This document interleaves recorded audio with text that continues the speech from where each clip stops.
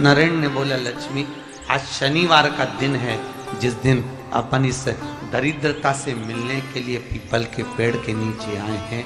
हिंदू धर्म में ये दिन पीपल के वृक्ष के लिए पूजनीय होगा। जो भी शनिवार के दिन पीपल के वृक्ष की पूजन करेगा, दूध चढ़ाएगा या मिष्ठान का भोग लगाएगा, लक्ष्मी और नारायण उसके घर में प्रवेश कर जाएगा। लक्ष्मी और नारायण उसके घर में प्रवेश करेगा। इसलिए नियम बनाया। कौन से दिन का? शनिवार। लक्ष्मी जी बोली, नारायण आपने तो एक दिन का वार लिख दिया। शंकर जी ने 7 वार बनाए हैं, रविवार, सोमवार, मंगल, बुध, गुरु, शुक्र और शनि। ये शिव जी ने बनाया। अब एक दिन आपने अपना बना लिया, बाकी के दिन अगर कोई इस पीपल के वृक्ष के नीचे आएगा और यहां तो दरिद्रता बैठी है, तो उसका क्या होगा? भगवान नारायण बोले, सुन दरिद्रता, तेरे से एक विनती है, अगर कोई भी मनुष्य इस पीपल के पेड़ के नीचे अगर 7 दिन में आता है और उसके हाथ में अगर कोई सामग्री होती है तो तू उसके घर में प्रवेश नहीं करेगी। नियम है पीपल के वृक्ष का, या तो पानी का लोटा लेकर जाओ, कुंकू का चोपड़ा लेकर जाओ, शक्कर लेकर जाओ, या पेड़ के नीचे चींटी को डालने के लिए आटा ले जाओ, पर खाली हाथ पीपल के वृक्ष के नीचे कभी मत जाओ, कभी नहीं। खाली हाथ जाओगे तो दरिद्रता तुम्हारे घर में प्रवेश करेगी। दरिद्रता उठकर खड़ी होकर बोली, नारायण तुमने अपनी मनमानी करी है, एक दिन मुझे भी मेरा चाहिए। भगवान ने कहा, बोल कौन सा दिन चाहिए? दरिद्रता कहती है, रविवार के दिन इस पीपल के वृक्ष के नीचे मैं दिन भर नृत्य करूं, इसमें रहूं, और जो यहां आए रविवार को मैं उसके घर में प्रवेश करूं। भगवान ने कहा, ठीक है। दरिद्रता, रविवार का दिन एक ऐसा दिन रहेगा जिस दिन तू इस पीपल के वृक्ष के नीचे नृत्य करेगी, और जो आएगा इस पीपल के वृक्ष के नीचे तो उसके साथ प्रवेश करेगी। मैंने तुझे वर दिया। इसलिए हमारे यहाँ केवल पीपल का वृक्ष अगर दीवार में भी लग जाता है ना, किसी की फैक्ट्री की दीवार में, किसी के घर की दीवार में पीपल का वृक्ष अगर लग जाता है, पीपल का पौधा लग जाता है, उसको कितना भी तोड़ लो वो वापिस लग जाएगा। फिर तोड़ोगे फिर लग जाएगा। अगर पीपल के पौधे को तोड़ना है तो केवल रविवार का दिन एक नींबू, एक मिर्ची और बमूल का कांटा, ये 3 चीजें रखने के बाद में आधे घंटे बाद रविवार के दिन पीपल के पेड़ को उखाड़ कर फेंक दो। दूसरी बार कभी पीपल दीवार में लगता ही नहीं, कभी नहीं लग सकता। केवल एक रविवार का, केवल एक इतवार का। घर में दीवारों पर अगर पीपल लग भी गया है, इसलिए पीपल के वृक्ष को उखाड़ने का, अगर घर में पीपल लगा हुआ है या पीपल का पौधा हमारे घर में लग गया, उसको उतारना, निकालना, लगाना, तो पीपल के वृक्ष को अगर निकाला जाता है तो रविवार के दिन, और अगर पीपल के वृक्ष को कहीं लगाया जाता है तो सोमवार के दिन या मंगलवार के दिन, बुधवार के दिन, इन दिनों में लगा सकते पीपल के वृक्ष कहीं लगाना। शनिवार का दिन एक ऐसा दिन होता है जिस दिन पीपल के वृक्ष को कहीं जाकर लगाया नहीं जाता, क्योंकि शनिवार के दिन पीपल के वृक्ष के नीचे लक्ष्मी रहती है। हम अपने हाथों से अगर पीपल का वृक्ष किसी दूसरी जगह पर शनिवार को रोपित करते हैं तो हमारे घर की लक्ष्मी अपने घर से छिन्न होकर चली जाती है। इसलिए शनिवार के दिन पीपल लगाया नहीं जाता, किसी के घर जाकर उसको वापस पलटा नहीं जाता। लग गया, लग गया।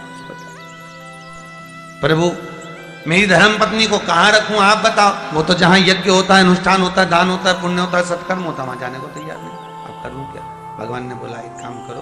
दुर्वासा जी बोले, जिसके यहाँ रात्रि में बर्तन झूठे पड़े रहते हो उसके घर में इस दरिद्रता को लेकर तुम प्रवेश कर जाना। जिसके यहाँ रात्रि में बर्तन झूठे पड़े हो वहां लेकर प्रवेश कर जाओ। दूसरी जगह दुर्वासा जी बोले, जो स्त्री घर में दोपहर के समय पर सो रही हो उसके घर में इसको लेकर प्रवेश कर जाएगी। जो स्त्री दोपहर के समय में घर पर सो रही हो, इस दरिद्रता को लेकर प्रवेश कर जाइए। तीसरा, जिसके यहां पर दरवाजे पर कांटे वाले पौधे लगे हों उस घर में इस दरिद्रता को लेकर प्रवेश कर जाइए। दरिद्रता, कितनी सुंदर बात कही है।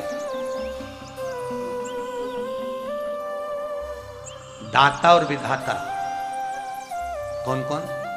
दाता और विधाता। लक्ष्मी और दरिद्रता के सगे भाई हैं। कौन कौन? दाता और विधाता। दाता को फिटकरी प्रिय है, विधाता को नमक प्रिय। ये दोनों हमेशा लक्ष्मी को और दरिद्रता को दोनों को समझाते थे, दोनों में प्रेम बढ़ाते थे। आज भी हिंदू धर्म की रीति है, यहाँ तो ठीक है, जिसके यहाँ पर भी अगर थोड़ी सी भी परेशानी होती है, थोड़ा सा क्लेश होता है, अशांति होती है, लक्ष्मी नहीं टिक रही हो, काम नहीं बन रहे हो, बहुत प्रयास करा जा रहा हो और हमारा कार्य नहीं होता, तो क्या करते हैं? फिटकरी और नमक को पानी में डाल देते हैं और घर में पोछा लगा देते हैं। आप लोगों ने आजकल फेसबुक पे भी पढ़ा होगा, व्हाट्सएप पे भी पढ़ा होगा। तो क्यों लिखा उसमें? उसका कारण ही केवल ये है कि दाता और विधाता की प्रियता उसमें। माता ख्याति के जो 4 बच्चे हुए, इसमें जो 2 लड़के हैं, दाता और विधाता, उसकी प्रियता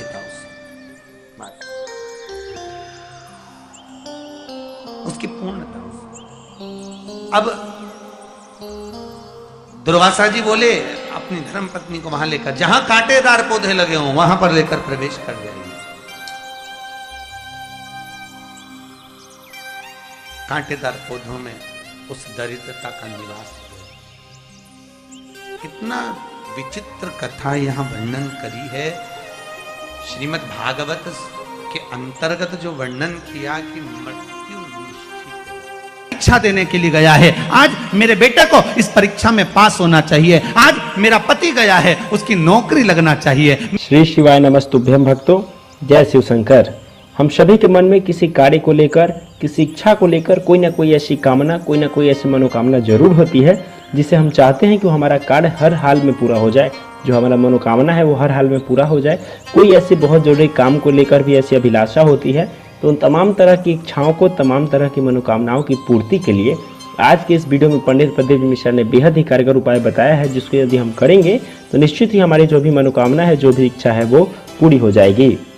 वैसे तो हम लोग शिवलिंग पर बहुत सारी चीज़ें चढ़ाते हैं, लेकिन आज की इस वीडियो के माध्यम से पंडित प्रदीप मिश्रा स्वयं जिन चीज़ों के बारे में आपको बता रहे हैं, जो उपाय आपको बता रहे हैं, यदि आप उसको करेंगे, उनके द्वारा बताए गए चीज़ों को यदि चढ़ाएंगे तो निश्चित ही आपका हर काम सफल होगा, चाहे वो काम कितना भी जरूरी क्यों ना हो, कोई भी मनोकामना कितने भी लंबे समय से अधूरी क्यों ना हो, वो हर चीज़ पूरी होगी जब आप इस वीडियो में बताए गए उपाय को, पंडित प्रदीप जी मिश्रा द्वारा बताए गए उपाय को करेंगे। तो चलिए बिना देरी किए हुए आज की इस कथा को हम शुरू करते हैं और इस उपाय को सुनते हैं गुरुदेव के ही मुख से। मानव के जीवन में दुख क्या होता है? माहिल्या का चरित्र कभी स्मरण कर देखिए। जब जब जीवन में दुख आया, 8 वर्ष की आयु में शादी हो गई, 21 वर्ष की आयु में विधवा हो गई और थोड़ा ही समय निकला था, बेटे को राज सत्ता पर बिठाया, मालूम पड़े बेटा भी शांत हो गया, अकेली रही। एक बार माता अहिल्या से पूछा गया, पिता ने पूछा पत्र लिखकर, बेटी अहिल्या तुझे अगर चिंता हो इस मालवा के क्षेत्र में जाने पर, तुझे अगर टेंशन हो इस मालवा की भूमि पर, तेरा पुत्र चले गया, तेरा पति चले गया, तेरा ससुर चले गया, तू अकेली बची है अहिल्या, अगर तुझे चिंता हो तो तेरा पिता बैठा है। तब माता अहिल्या ने पत्र लिखकर भेजा, मेरे पिता का भी पिता मेरा महादेव मेरे साथ बैठा है, तुम क्यों चिंता करते हो, मेरा देव महादेव मेरे साथ है। जब माता अहिल्या को इतना भाव था कि मेरा महादेव मेरे साथ है, तो इंदौर वालों चिंता करने की जरूरत नहीं, तुम्हें रत्ती भर की भी क्या, किसको रोइए, चादर तान के सोइए, आग लगे बस्ती में और तुम रहो मस्ती में, अपने को टेंशन वेंशन नहीं करना। 7 दिन की कथा है, घर वालों को कह देना, देख रहे भैया मैं तो चली वृंदावन राणा, मेरे तो भाग जगे, राणा जी तेरे मेलों में आग लगे, हमें कोई फालतू टेंशन देना मती। 7 दिन की कथा है। कोई कह रहा था गुरुजी अब इस बीच में शादी ब्याह भी बहुत सारे हैं, तो हमने कहा मना नहीं है, शादी ब्याह बहुत सारे हैं, हमें भी ये देखना है कि तुम्हारी रिश्तेदारी उनसे है कि इनसे है, हमें तो ये देखना। और हम तो पहले भी कहे आपसे, हमारे 2 ही रिश्तेदार,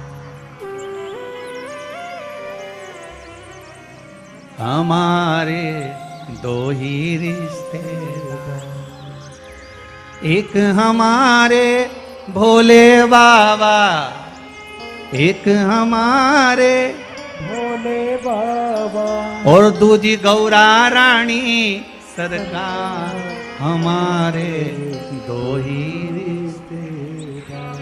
हाँ तुम्हारे ज्यादा हो तो बात दूसरी है, पर हमारे तो जो दुख में साथ दे वही रिश्तेदार। बोलो सही है कि गलत है? मालूम पड़े दुख पड़ा भारी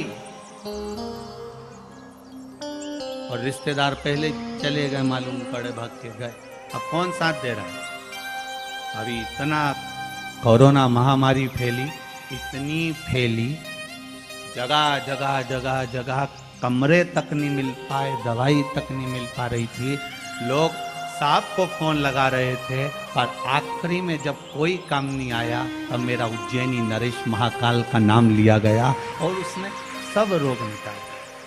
सेवा करने पर आपसे भी निवेदन है, जिस दिन तुम्हारा मन दुखी हो, जिस दिन तुमको लगे कि हमारे मन को आज अशांति है, आज मेरा बड़ा सा कोई काम अटक गया है, मेरा बेटा आज परीक्षा देने के लिए गया है, आज मेरे बेटे को इस परीक्षा में पास होना चाहिए, आज मेरा पति गया है उसकी नौकरी लगना चाहिए, मैं बड़ी दुखी हूं, सब दूर माथा टेक लिया, सारे संसार में होकर आ गए, सबसे जाकर निवेदन कर लिया, जब हार गए तब किसी शंकर के मंदिर में एकांत में बैठ जाना, एक लोटा पानी चढ़ाकर, 5 बेलपत्र चढ़ाकर, एक चावल का दाना शिव को समर्पित कर कर एकांत में बैठकर शंकर को निहारते हुए श्री शिवाय नमस्तुभ्यम का जाप करना, अपने दिल की बात उससे कह देना। जब वो एकांत में बैठा हो, कोई नहीं हो मंदिर में, तब तुम बैठो, उससे कहना आज मेरा पति नौकरी के लिए गया है, मैं जानती हूं कि मैं हो सकता है पाप कर्म करा, पूर्व में क्या क्या करा अपने को क्या मालूम, हो सकता है मेरा पति भी पूर्व में कोई कर्म विकार करा होगा,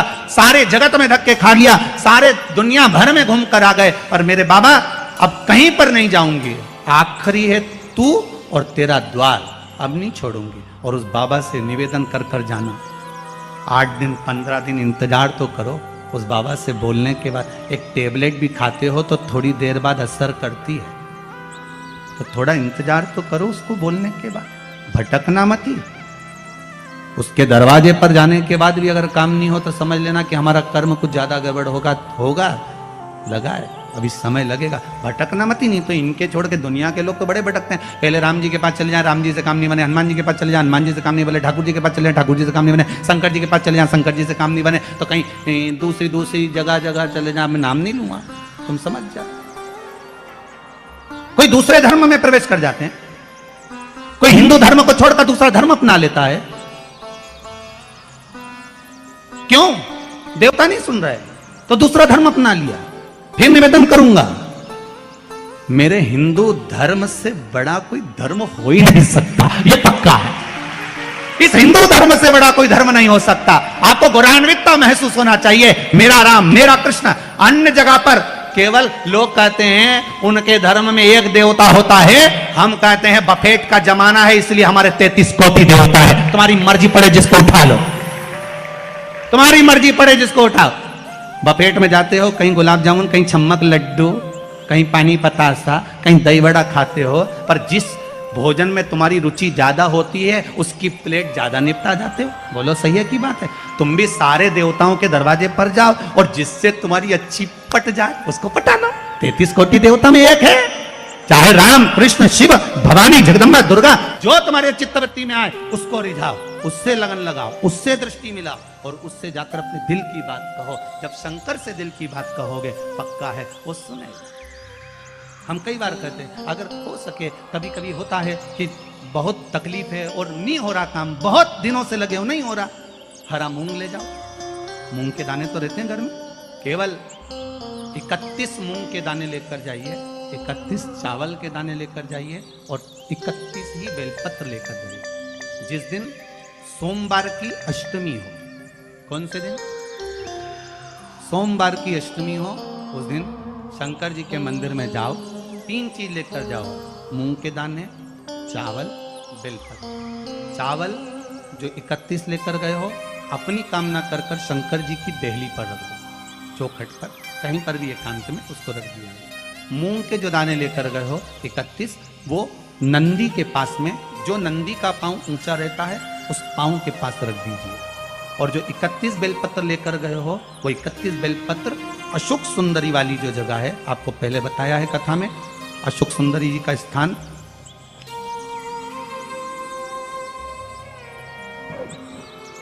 ये शिवलिंग, ये जलाधारी जहां से पानी बहता है उसके बीच में एक मोटी सी लाइन होती है, जो शंकर भगवान की छोटी लड़की अशोक सुंदरी का स्थान है। शिव जी के 13 बच्चे हैं, 13 बच्चे में सबसे छोटी लड़की अशोक सुंदरी यहीं पर विराजमान होती है, जहां से पानी नीचे गिरता है।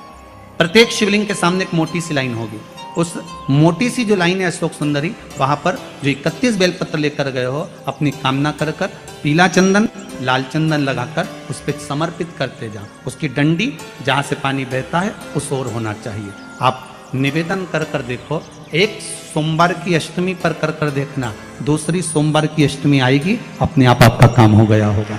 बाबा से निवेदन तो करो, क्यों भटक रहे? भोला सब दुख काटो, शिव शंकर जपू तेरी माला, भोले बाबा जपू तेरी माला, भोला सब दुख काटो। ओ भोला, झाड़ू लगा रही हैं अहिल्या बाई, साधारण सा भाव है, केवल एक झाड़ू।